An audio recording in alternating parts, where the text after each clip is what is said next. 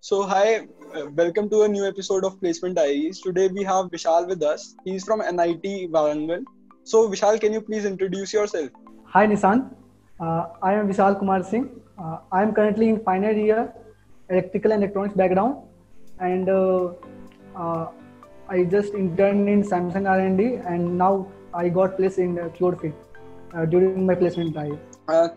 थोड़ा अपना एक्सपीरियंस बता सकते हो कि कॉलेज लाइफ में क्या क्या किया है अभी तक, कहाँ इंटर्न करी है, एंड सैमसंग का इंटर्नशिप एक्सपीरियंस कैसा था? हाँ, एक्चुअली कॉलेज लाइफ के बारे में अगर बात स्टार्ट करें, so actually I grow interest in coding in my second year, first semester. तो 2-1 से मैंने कोडिंग स्टार्ट किया एक्चुअली. तो इन सर्किट ब्रांच एक्चुअली एक DSA करके सब्जेक्ट है जो हमको पढ़ाया जाता है एक्चुअली. तो उसमें क्या सीन है कि जो भी इलेक्ट्रिकल में पढ़ाया जाता है, इलेक्ट्रॉनिक्स में पढ़ाया जाता है और CSE में भी पढ़ाया जाता है. तो हम लोग को उतना अच्छा नहीं पढ़ाया जाता था, इलेक्ट्रिकल बैकग्राउंड वाले लोगों को उतना अच्छा नहीं पढ़ाया जाता था.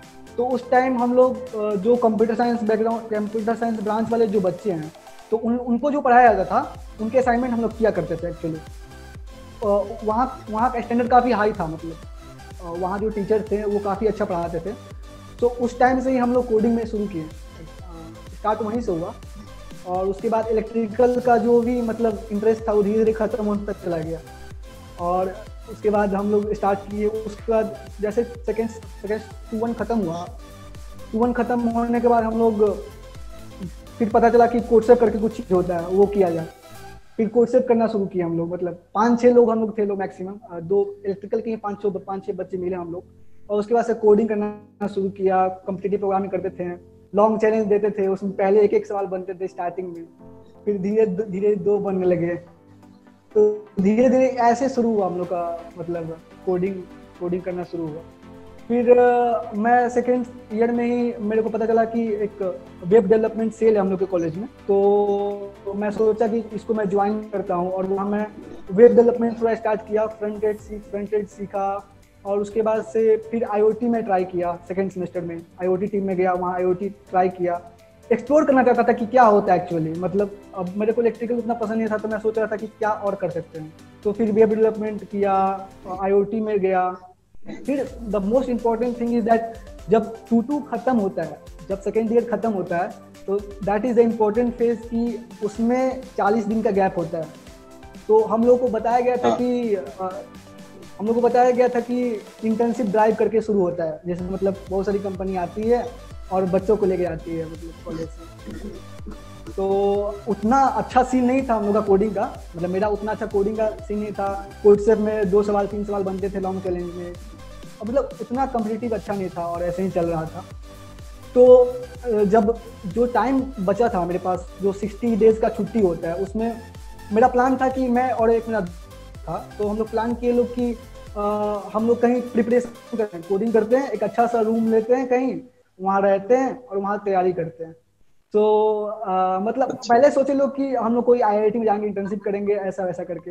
फिर मैं उसको बोला कि नहीं भाई, ऐसा करते हैं कि 40 दिन बचा हुआ है, उसमें एक रूम लेते हैं.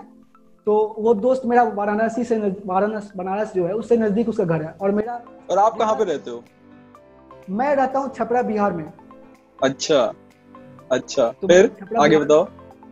तो बनारस से जो मेरा दूरी था और उसके घर से जो बनारस का दूरी था इक्वल था.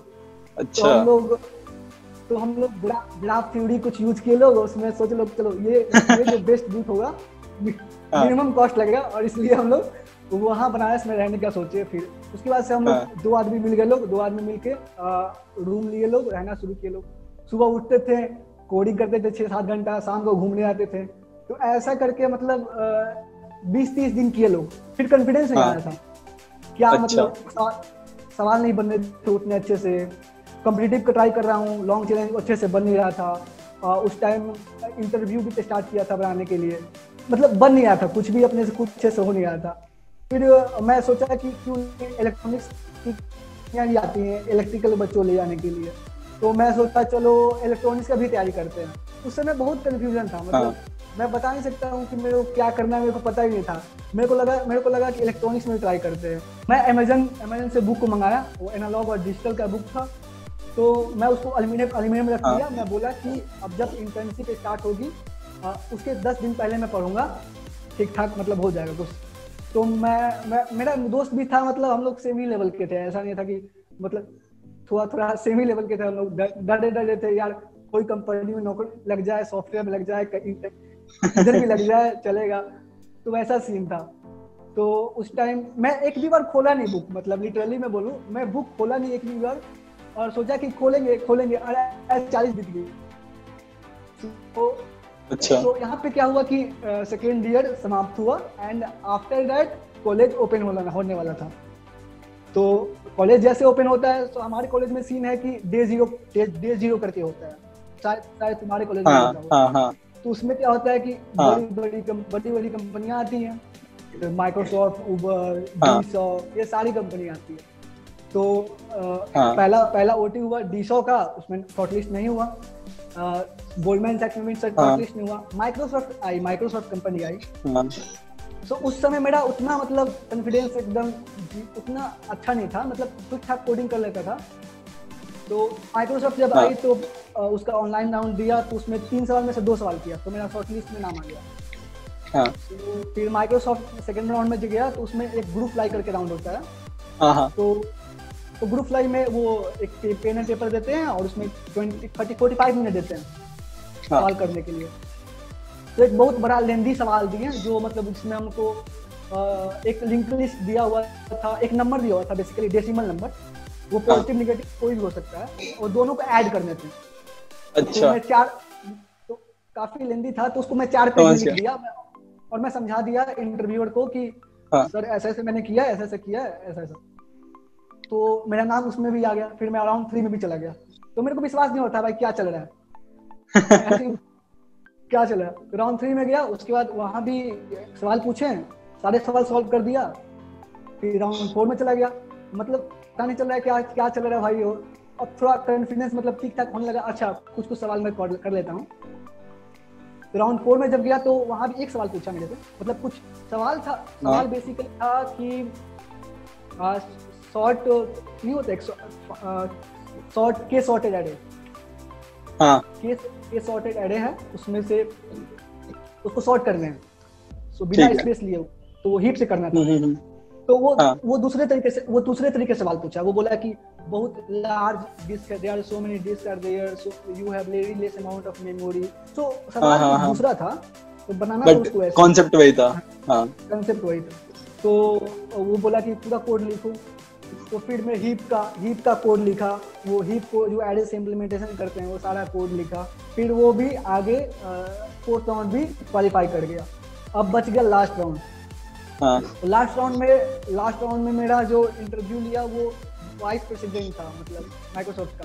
तो और वो बंदा मतलब पीपीटी में वो बोल रहा था, तो मेरे को डर लग गया। अरे भाई इतने बड़े लेवल के जो होता है, पहले से मेरे को डर लग गया और मैं सोचा क्या करूंगा मैं जाके।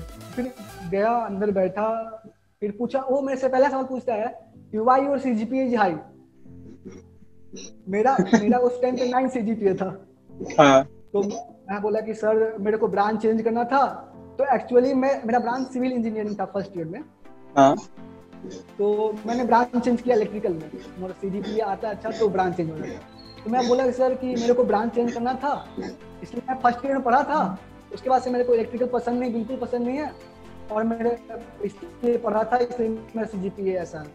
फिर दूसरा सवाल वो मैंने पूछा कि are you satisfied with your CGPA. मैं बोला एकदम सेटिस्फाइड हूँ मैं, कोई दिक्कत नहीं। फिर वो बोला कि तुमको इलेक्ट्रिकल पसंद नहीं है। मैं बोला कि पसंद नहीं है। तो फिर वो एक कोडिंग सवाल दिया और मैं उसको लिख के दे दिया और सॉल्व कर दिया। मेरे को वो सवाल आता था पहले से, मैं उसको करके दे दिया और वो पेन से करना था, उसको करके दे दिया। तो रात को मैं थोड़ा एक्सपेक्ट कर रहा था कि अब कुछ रिजल्ट आ जाएगा, मतलब जब 5 हो जाते हैं तो लगता है कि रिजल्ट होप बनने लगता है। तो लास्ट में रात में नाम नहीं आया मेरा। एक्चुअली 21 पीपल थे टोटल लास्ट राउंड पहुंचने में कॉलेज में, उसमें से 19 लोगों को ले लिया। अच्छा। 19 बच्चों को इंटर्नशिप ऑफर मिला, 2 बच्चों को नहीं मिला, एक मेरा और एक मेरा दोस्त एक और है। तो मेरे को अब समझ नहीं आया था मैं क्या गलती कर दिया। तो यहाँ पे एक इम्पोर्टेंट लेसन सीखने का ये है कि जब भी आप एचआर राउंड दो तो कुछ भी नेगेटिव पॉइंट मत बोलो। जैसे मैं बोला कि I am not interested in this electrical, so वो ये भी बोल सकता है कि अच्छा चलो आज तुम कंप्यूटर साइंस में इंटरेस्टेड हो, कल हो सकता है कल नहीं हो ना। सही बात है। तो मेन पॉइंट था कि एक भी नेगेटिव पॉइंट मत बताओ अपने बारे, कुछ भी नेगेटिव मत बोलो। और वो लास्ट राउंड जो होता है, और उसमें एक और गलती मैं किया, बाद में पता चला, अभी 2 महीने पता चला, सोच में मतलब कहीं पढ़ा था, तो उसमें क्या है कि अगर मान लो लास्ट राउंड में काफी मतलब प्रोडक्ट बेस्ड पोस्ट आंसर लिखना होता है एकदम मतलब क्लियर एंड बग फ्री, तो मैं कोड जो लिखा था उसने 2 बार इम्प्रूव किया, 2 बार इम्प्रूव किया उसको। अच्छा। मैंने को लगा नहीं कि अरे इम्प्रूव कर रहा है कोई बात नहीं, लेकिन वो एक एक्चुअली डिसएडवांटेज है, वैसा नहीं करना चाहिए। कि एक बार अच्छा कोड लिखो, साफ कोड लिखो और सारा टेस्ट केस रन करा के चेक कर लो, कॉर्नर टेस्ट केस मत छोड़ो। और मतलब ये 2 पॉइंट था जो मैं समझा कि ऐसा सीन है, ऐसा नहीं करूंगा, अगले कंपनी में ऐसा नहीं करूंगा। अगला कंपनी एक सैप लैब करके है, SAP लैब। हाँ है SAP लैब्स। हाँ उसमें भी मैं ओटी निकल गया, फिर राउंड 1 निकला, राउंड 2 निकला, राउंड 3 में एचआर राउंड में पहुंच गया। फिर एचआर राउंड में मतलब मैं वो जो फीमेल थी वो मतलब अच्छा सवाल पूछ रही थी एचआर राउंड में, मैं भी पूरा एकदम अच्छे से बता रहा था, जोश में एकदम। वो मतलब बैकग्राउंड में पूछी कहाँ से बिलोंग करते हो, तो काफी खुश थी मतलब। फिर मतलब मैं जब बाहर निकला एचआर के बाद तो मैं बहुत खुश था कि भाई अब तो हो गया, अब इंटर्नशिप हो गया। और मतलब मैं जब रूम से बाहर निकला तो एक भैया थे जो उसी कंपनी में प्रीवियस ईयर इंटर्नशिप किए हुए थे। अच्छा। तो मैं उनसे बोला भैया मेरा हो गया इसमें, अब हो गया, मतलब रात को जाता हूँ मेरा नाम नहीं आया, मेरा दिमाग खराब कि भाई मैं क्या गलती कर रहा हूँ, मतलब टेक्निकल राउंड निकल जा रहे हैं, क्या कर रहा हूँ मैं राउंड में, गलती क्या कर रहा हूँ। फिर मैं उसको कंटेम्पलेट किया, मैं क्या बोला क्या नहीं बोला। तो वो मेरे से एक सवाल पूछा था कि how do you tackle ups and downs in life. तो मैं कहीं पढ़ा हुआ था कि if you have problem in life and if you have solution then there is no need of worry, and if there is problem in life if you have solution and suppose you can do it then also no need to worry, and if there is problem in life and if you have solution and you cannot do it then also no need to worry। तो मैं यही जवाब उसको दे दिया। अच्छा। अब वो क्या सोची होगी कि इस बंदे को मैं काम दूंगी, टेंशन नहीं मिलेगा, इसको आएगा नहीं तो बोलेगा नो नीड टू वरी। सही है। मेरे को वहाँ का समझ में आया कि मेरे को मतलब कोई फिलोसफी का जवाब देना नहीं है, जो जवाब देना टू द पॉइंट जवाब देना है, ऐसे करना है। तो उसके बाद भी कंपनी आते गई जाते गई, फिर सैमसंग आई, सैमसंग में ओटी निकला, उसके बाद से सैमसंग में जानते ही हो। तुम्हारे क्या सीन है सैमसंग का? सैमसंग में पहले टेस्ट होता है, फिर एक फ्लाई राउंड होता है, उसके बाद इंटरव्यूज होते हैं। तो भाई हमारे यहाँ भी सेम था, ऐसा ही था। तो सैमसंग में मतलब सेकंड बच्चा था जिसका इंटरव्यू पहले हुआ, लास्ट राउंड मतलब लास्ट राउंड। तो मैं 12 बजे चला गया, 12 बजे मेरा 12 PM को मेरा इंटरव्यू थर्ड राउंड तक खत्म हो गया। मैं रूम पे गया, आराम से सो रहा था, अभी बहुत बच्चे का बचा हुआ था, 20-25 बच्चे का इंटरव्यू बचा हुआ था। तो मैं सो रहा था, मैं चिल था कि इसमें हो जाएगा, इसमें तो हो जाएगा पक्का, मतलब उतना खास नहीं था, मतलब इजी होते हैं इसके round as compared for companies, क्योंकि लोग ज्यादा लेके जाती है सैमसंग, तो इंटरव्यू थोड़ा इजी होता है। तो मतलब अब रूम पे मैं सोया आराम से, रात को 9 बजे रिजल्ट आई कि भाई हो गया। थोड़ा सा खुश था। मेरे को डेट भी याद है, वो 6 सितंबर था, 6 सितंबर था वो पिछले। तो हम लोग रात को थोड़ा सा मिले, दोस्त मिले लोग, वो बड़ा मारे, सबको मारते हैं। मारते हैं, हमारे में बेल्ट से मारते हैं। तो मतलब NIT वारंगल की फैसिलिटीज कैसी हैं, लाइक कॉलेज इंफ्रास्ट्रक्चर और सब? क्योंकि NSIT में इंफ्रास्ट्रक्चर इतना अच्छा नहीं है, बट जो कोडिंग कल्चर है वो बहुत ज्यादा अच्छा है।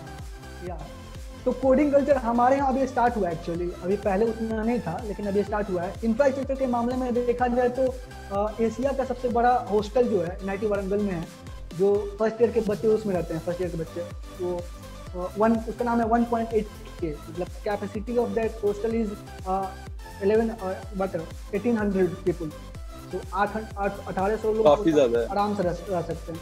और मतलब 300 एकड़ में कॉलेज फैली हुई है पूरी, बहुत बहुत बड़ी कॉलेज है। स्टेडियम तो स्टेडियम है, एक फुटबॉल स्टेडियम है, एक क्रिकेट का अलग से है जहाँ बच्चे क्रिकेट खेलते हैं, फिर वॉलीबॉल कोर्ट है, टेनिस कोर्ट है, टेबल टेनिस का तो वो इंडोर में ही है, बैडमिंटन कोर्ट है, फिर जिम है हर हॉस्टल में। जो हमारे जो हॉस्टल है उसमें भी जिम है, मतलब 9 फ्लोर का हॉस्टल है तो उसमें हर सेकेंड फ्लोर पे एक जिम है।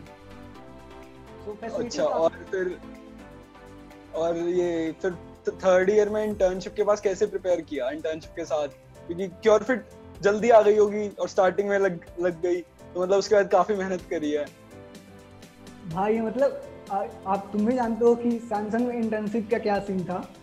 हाँ। और हम लोग क्या करते थे, तो मतलब सैमसंग में सीन ये था कि आप सैमसंग में एक एग्जाम होता है, जो एग्जाम होता है सैमसंग इंटर्नशिप लेने के लिए एग्जाम लेती है।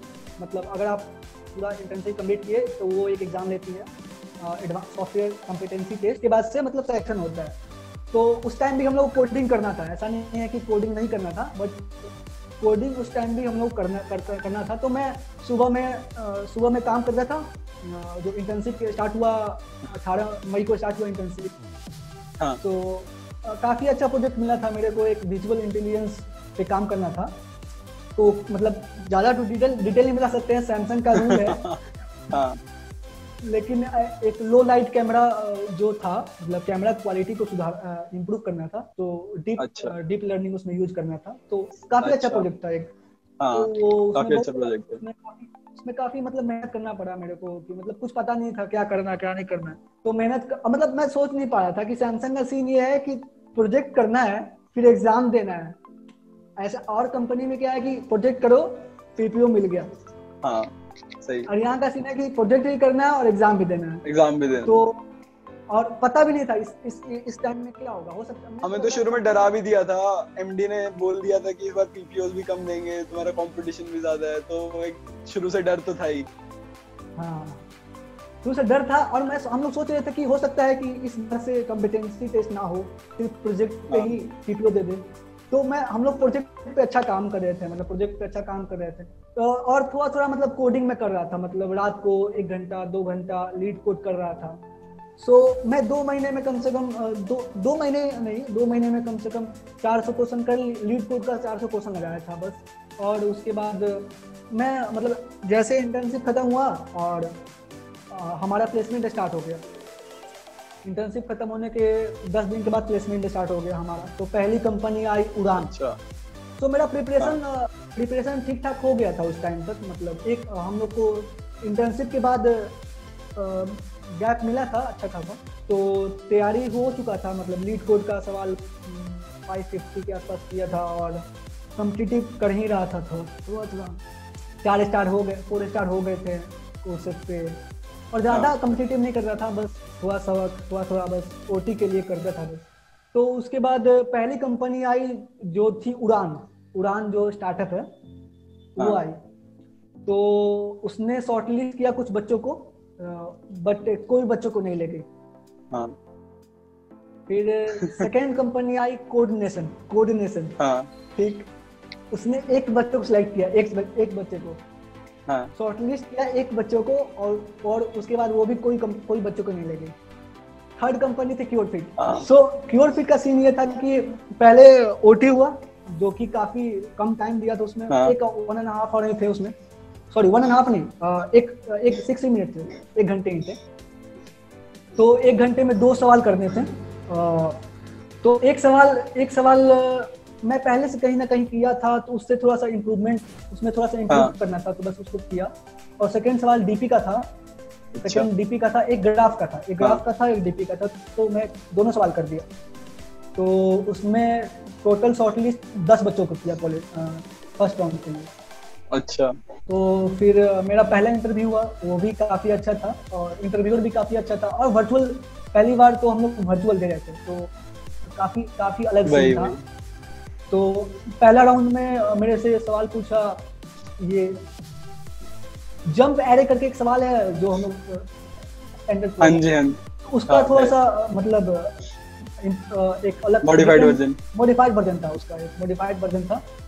और दो तीन सवाल पूछे जो डीपी के थे, मतलब हाँ मैं कर दिया वो तीन सवाल पूछे तो तीनों सवाल मैं कर दिया। उसके बाद सेकंड राउंड हुआ, तो सेकंड राउंड में एक सवाल पूछा, वो भी डीपी का ही था। एक सवाल है वर्ड ब्रेक प्रॉब्लम, लाइक हाँ जी हाँ वर्ड ब्रेक, तो उसका थोड़ा सा उसका भी मॉडिफिकेशन था, उसको। तो सेकेंड राउंड में एक जगह फंस गया था मैं एक्चुअली। तो उसमें क्या हुआ कि मेरे से वो पूछा कि टाइम कॉम्प्लेक्सिटी क्या होगा, डिराइव करके देखा। हाँ तो मैं हमको तो आता ही था, हम इलेक्ट्रिकल बैकग्राउंड से है, वो टी एंड वो कुछ है बड़ा मतलब पता नहीं था। हाँ जी हाँ तो वो बोला मेरे को कि तुमको मैथ आता है? मैथ चलाता है, तो डिराइव करके दिखाओ। अब थोड़ा मैं पैनिक हो गया उस टाइम पे कि मतलब अरे सवाल मैं कर दिया और डिराइव नहीं कर पाऊंगा तो दिक्कत हो जाएगा। मैं बोला सर मैं करूंगा sir, wait sir, I can do it. तो थोड़ा सा मैं अपने आप को संभाला कि सर, मैं उसको बोला कि sir I can do it. फिर उसको मैं कैसे करके मैं फाइनली टाइम कॉम्प्लेक्सिटी बताया। उसके बाद से तुरंत बोला ओके दैट्स इट, वो तुरंत कट कर दिया फोन। अब मेरा हालत खराब था कि भाई मतलब अब क्या हो गया, मैं क्या कर दिया। और मैं सोचा कि अब नहीं होने वाला है, नाम वाम नहीं आया। तो उसके हाफ एन आवर बाद नाम आ गया, थर्ड राउंड आ गया। तो थर्ड राउंड आ गया। उसके बाद से काफी टफ सवाल पूछ रहे थे एचआर राउंड में। एक सवाल था कि if some company is paying X amount of money and other company will pay 2x, then where you will work. तो समझ नहीं आ रहा क्या जवाब दे। तो मैं बोला कि sir suppose I am satisfied with my work, so I will stay at x company only, those were paying only x amount of money. तो वो सेटिस्फाइड था। फिर मेरे से पूछा कि तुम 4 साल में क्या क्या किए हो। फिर मैं उसको बताया, और फिर पूछा कि अपना स्ट्रेंथ बताओ, स्ट्रेंथ क्या है। तो स्ट्रेंथ बताया उसको। तो इसमें मैं देखा कि उसके बाद क्या हुआ, रात को 4 घंटे 5 घंटे के बाद रिजल्ट आया। मतलब मैं सोच रहा था कि रिजल्ट इतना जल्दी आ क्यों नहीं रहा है, और मैं पूरा टेंस था। उसके बाद से मतलब मैं सोचा कि मेरा रात को एग्जाम था, ओराकल का एग्जाम था। और मैं सोच नहीं पा रहा था मैं क्या करूं, मतलब पढ़ भी नहीं पा रहा था। और उसके बाद से मैं लेटने के लिए गया 1 घंटे के लिए, मतलब दिमाग नहीं काम कर रहा था क्या होगा क्या नहीं होगा। होता है। तो 4 से 5 घंटे के बाद रिजल्ट आया, तो मेरा नाम आया। तो उसमें मैं देखा कि एचआर राउंड में वो मेरे से स्ट्रेंथ जो पूछा, तो मैं उसको रियल लाइफ एग्जांपल दिया। मैं बोला कि देखो मैं बहुत डिटरमाइन बंदा हूँ, और मतलब जो मैं डिटरमाइन करता हूँ उसको मैं करता हूँ। तो मैं बोला कि देखियो मैं ब्रांच चेंज करना था फर्स्ट ईयर में, तो मैं पहले सोच के आया था कि मेरा ब्रांच चेंज करना। तो मैं पढ़ा अच्छे से, मेरा ब्रांच चेंज हो गया। और मैं बोला कि सर मैं हार्ड वर्किंग भी हूँ, उसको मैं बताया। तो मतलब क्या है कि उसमें आपको बताना है रियल लाइफ एग्जांपल दे के कि सर आपने in your life you have done this thing and this is the strength. So अगर ऐसे बताएंगे ना तो उसको लगेगा कि ये बंदा बैक ज्यादा होता है। हाँ। फिर मैं बोला कि सर देखो सर मैं हार्ड वर्किंग इसलिए हूँ क्योंकि मैं तीनों ईयर में मेरे को स्कॉलरशिप मिला है कॉलेज का, और कॉलेज में हर ब्रांच के 10 बच्चों को मिलता है। तो मेरा सीजीबीजी था हाई, तो मेरा सर ये है। तो मतलब हर एग्जांपल में दे रहा था उसको रियल लाइफ एग्जांपल से। तो हमको लगा कि वो एक्चुअली ये करना चाहिए हर आदमी को। तो यहाँ खत्म हुआ हमारा प्लेसमेंट राउंड। वो उसके बाद से दिमाग मेरा ठंडा हो गया था कि भाई अब शांत हो जाते हैं थोड़ा देर के लिए, अभी तक चिल चल। Can you please give some suggestions for juniors? तो सजेशन जो होगा वो डिफरेंट होगा हर ईयर के बच्चों के लिए। लाइक जो फर्स्ट ईयर का बच्चा है, जो फर्स्ट ईयर जिसका इंड हुआ है, तो वो कॉम्पिटिटिव स्टार्ट कर सकता है। डीएसए अच्छे से सीखे, एकदम डीएसए अच्छे से सीखे, बेस फाउंडेशन स्ट्रॉन्ग करे, और कॉम्पिटिटिव स्टार्ट कर दे उस टाइम। मतलब सीपी करना शुरू कर दे, कोडसेप करे, हैकर रैंक करे, करना शुरू कर दे। वो उस टाइम वो बेस्ट है। और उस टाइम थोड़ा डेवलपमेंट में भी कुछ करना शुरू कर दे, जैसे वेब डेवलपमेंट है, एंड्रॉइड डेवलपमेंट है, थोड़ा कुछ करना शुरू कर दे। सो वो बेस्ट रहेगा उस टाइम के लिए। और जब जैसे ही मतलब सेकेंड ईयर खत्म होता है, तो वन मंथ का जो गैप है, 1 मंथ का गैप है और मोर देन 1 मंथ का गैप है, उसमें इंटरव्यू भी करो, इंटरव्यू उसमें इंटरव्यू करो अच्छे से, एकदम अच्छे से इंटरव्यू करो, उसमें कोई और कुछ नहीं करने की जरूरत है। और सेकेंड ईयर में पूरा अच्छे से कम्पिटिटिव करो और सेकेंड ईयर के एंड में इंटरव्यू बिट करो, बस अच्छा इंटर्नशिप मिलेगा, इसका गारंटी है। तो तुमने OSDBMS और ये सब खुद पढ़ा था, नेटवर्किंग, ऑपरेटिंग सिस्टम्स, ग्रुप्स? हाँ, मेरा एक्चुअली मैं इलेक्ट्रिकल बैकग्राउंड से हूँ, तो मेरे को तो पढ़ाई नहीं आते OS OS हो गया ये सब, तो वो तो खुद से पढ़ना पड़ा। एक संचित जैन करके है यूट्यूब पे, हाँ, नॉलेज गेट, वहाँ से DBMS पढ़ा मैं, वहाँ से ऑपरेटिंग सिस्टम पढ़ा, तो नेटवर्किंग वो भी वहीं से पढ़ा। तो बस अपने से कर लेना है। सीन क्या है, जो भी NIT है, मतलब NIT या और भी कॉलेजेस हैं, वहाँ पे सर्किट ब्रांच को सॉफ्टवेयर कंपनी अलाउ करती है, ठीक है। और कोई ऐसी कंपनी नहीं है, कोर की कोई कंपनी नहीं है जो आपको इतना अमाउंट ऑफ पैसा दे स्टार्टिंग में, फ्रेशर में, ठीक है ना। तो काफी बच्चों के लिए स्कोप है। जब इलेक्ट्रिकल बैकग्राउंड से मैं हूँ, मैं क्योरफिट में मेरे को ये जॉब मिल गया, तो मतलब और बच्चे जो CSE वाले होंगे तो उनको तो मिलना ही चाहिए, और जो इलेक्ट्रिकल वाले बंदे हैं वो कर सकते हैं। ऐसा कुछ नहीं है कि उनको DS से पढ़ाया जाता है, नहीं पढ़ाया जाता है तो खुद से पढ़ना है। हम लोग भी खुद से पढ़े। जैसे मैं नाम लेना चाहूँगा वो सर का, वो KR सर उनका नाम है, जो CSE में पढ़ाते हैं। तो उनका असाइनमेंट हम लोग करते थे, वो काफ़ी अच्छा पढ़ाते हैं वहाँ पे, तो उनकी वजह से हम लोग यहाँ पे आए हैं, मतलब कुछ कोडिंग सीख लिए थे। सो मेरा कहना यही है कि इलेक्ट्रिकल बैकग्राउंड से हो या सर्किट ब्रांच से हो तो कोडिंग कर सकते हो, कोई दिक्कत नहीं है। बहुत सारे बच्चे, मतलब मेरे ब्रांच में इलेक्ट्रिकल बता रहा हूँ मैं, 2 बंदे अटलासियन में गए हैं, 2 बंदे अटलासियन में गए हैं। अटलासियन का पैकेज पता है, और 52 लाख है। और CSE वाले उसमें एक भी नहीं है। इंफॉर्मेशन के लिए बताना चाह रहा हूँ, CSE वाले एक भी बच्चे नहीं है उसमें। मॉर्गन स्टैनली एक बच्चों को ले गई यहाँ से, और उसमें भी कोई CSE वाला नहीं है, बस ट्रिपल E वाला बंदा है। तो भाई मतलब ऐसा नहीं है कि इलेक्ट्रिकल से हो तो सॉफ्टवेयर कंपनी नहीं लेती है, बाइसिंग करती है, ऐसा कुछ नहीं है। आता है अच्छे से तो वो आपको ले जाएगी। सही है। चलो, thank you very much for this interview, it was very nice having you. या थैंक यू निशान, and best of luck for your YouTube channel.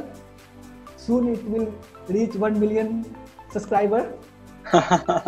Thank you, bro. Thank you.